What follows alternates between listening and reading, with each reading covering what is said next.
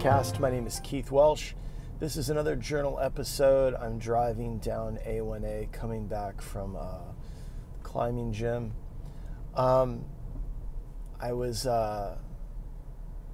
flipping through Instagram and I saw a post. Someone who said that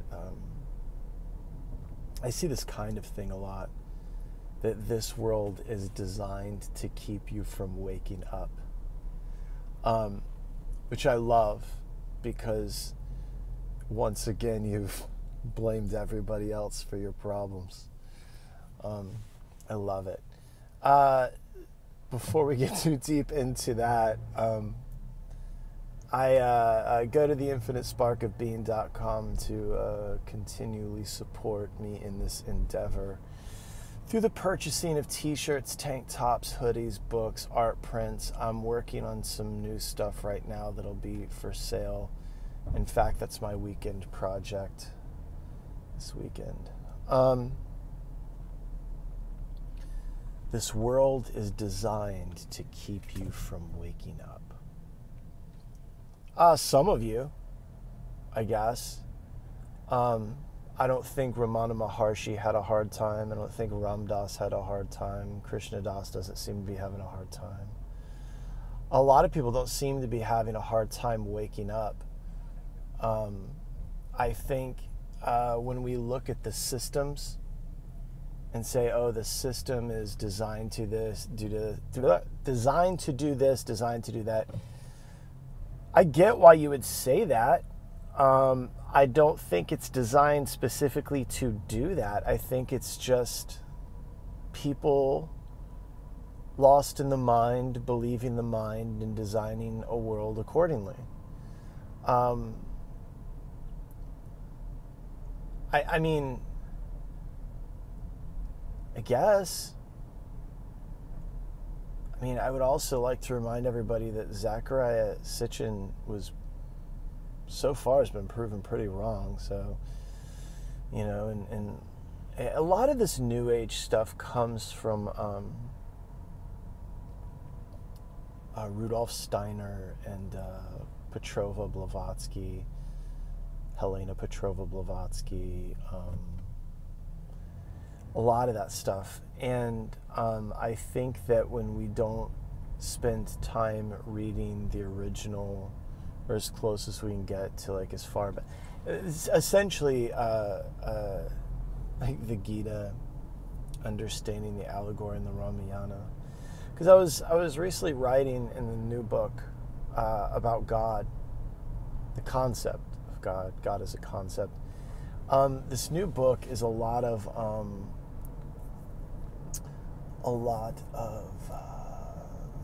it's everything, actually.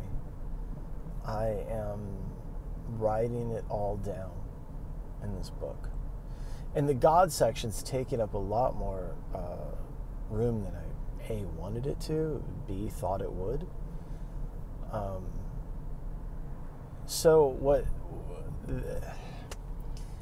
It's to say, like, oh, well, these systems, like religion, is designed to control you, and I understand that belief, but you have to realize, I think it's just, I don't remember how I made this statement, like, early on in the Infinite Spark of Being's chronology, that it's not that they're lying to you, it's just that they don't know, right? They don't know. They are lost in the mind. The mind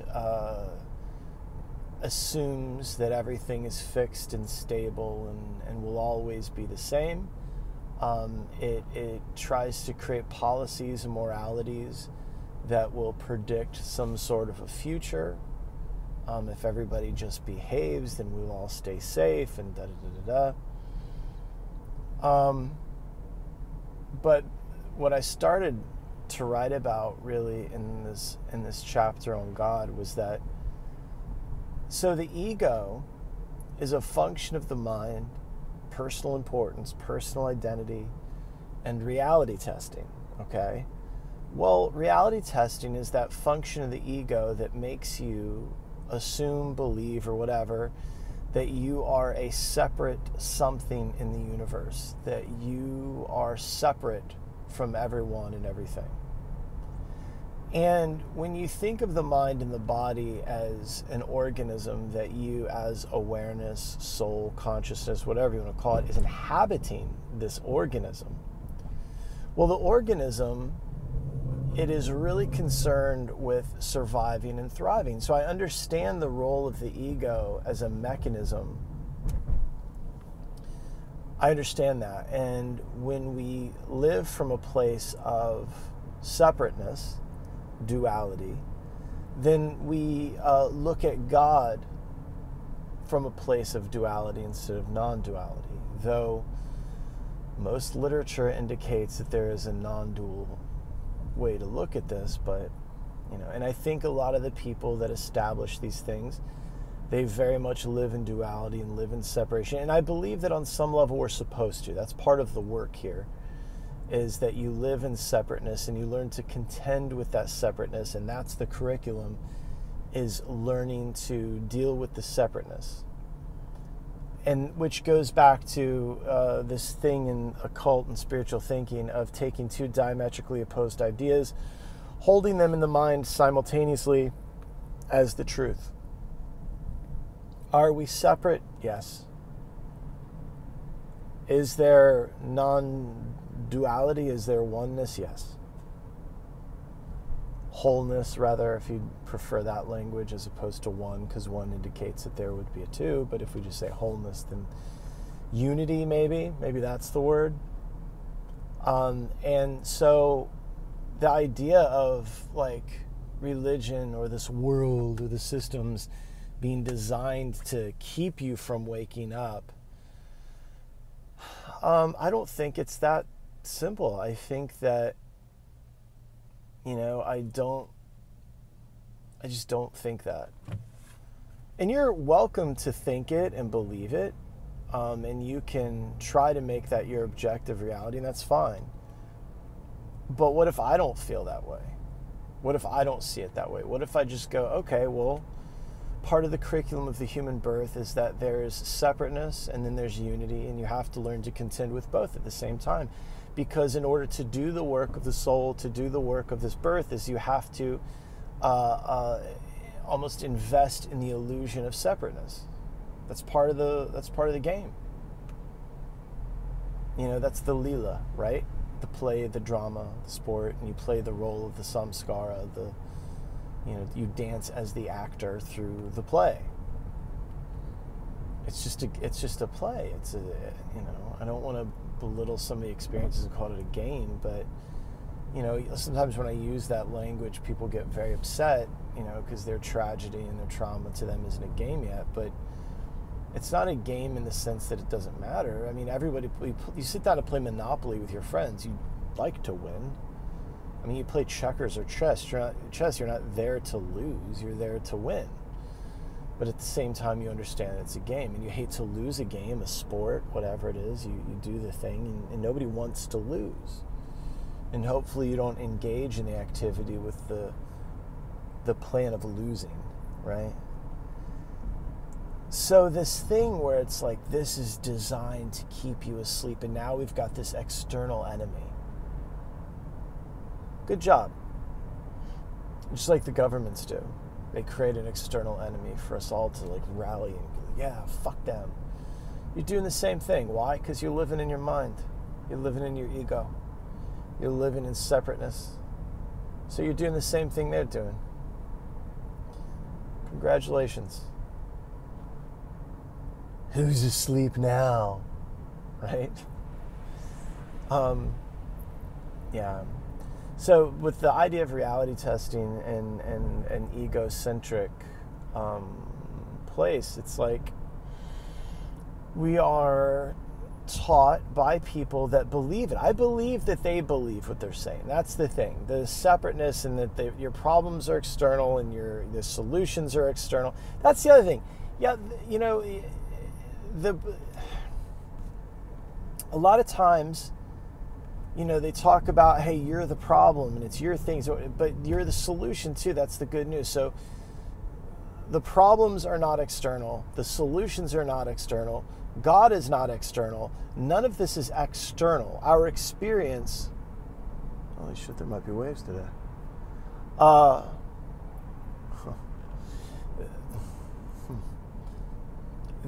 Sorry, I do not, hold on. Fuck. There's a little bit of a south swell. I got a northwest wind. In Florida, that only means one thing. That's a nice clean right. Those of you that are watching this on YouTube, I apologize for the craning of my neck, but that's,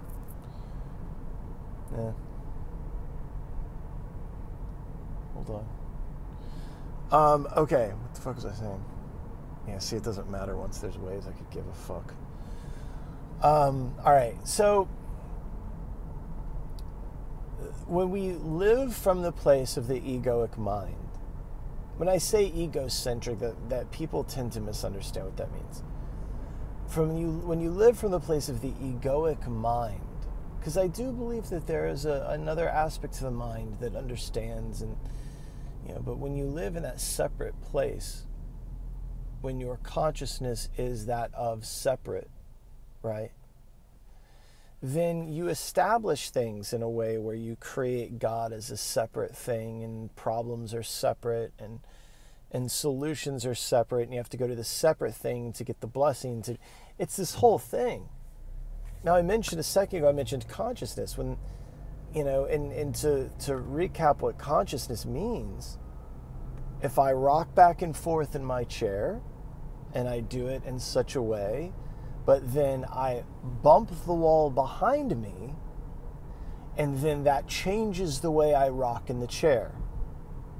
Because now my consciousness expanded to include the knowledge of the wall, that changes this. So non-duality comes from a place of you have to intellectualize it first. Everything that you feel deeply is just a pattern. And it becomes very real. It goes from intellectual knowledge to realization, knowing with a capital K. So you start off with the thought exercise of non-duality. Play with it. Feel that the problem is you. Feel that if there's an issue, it's because your perception of this thing is cockeyed, right? So if you, in perception, a way of regarding, understanding, and interpreting, your consciousness is as someone who believes that this is designed against them. Interesting. Someone might call that paranoia, as opposed to pronoia, the belief that it's conspiring in your favor, right? I was talking to someone this morning, and they had been sick, and they were like, man, if I hadn't gotten sick this week, then I would have worked so hard on this one thing this weekend and gotten all this accomplished. And that goes back to, you can be grateful in this moment, but it doesn't mean you're glad for the illness or whatever that happened. So what you're seeing is like this person's consciousness contains the ideas that, when bad things happen, good things can come from them. And it sounds very simple, but when your mind begins to wire itself to look for positive possibilities, then your experience starts to change. That is a shift in consciousness, because somebody came along one day and said, hey, this is also a possibility. And they said, oh, interesting.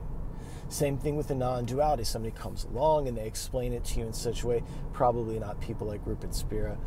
I think it's Rupert Spear, whatever the fuck his name is. He's an insufferable prick, just like Eckhart Tolle. It's these fucking people. Ugh.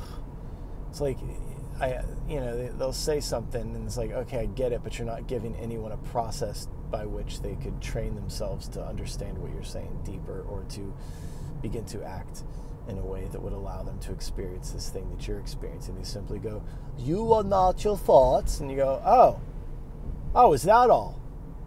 Thanks, Eckhart. You fuck.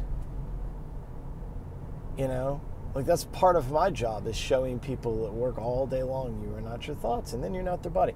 But then I also show them how to notice deeper and to witness the body and the mind through certain methods and training to not invest in the mind and these things so deeply. But I was sitting on the park bench and I realized I was not. Ugh, God.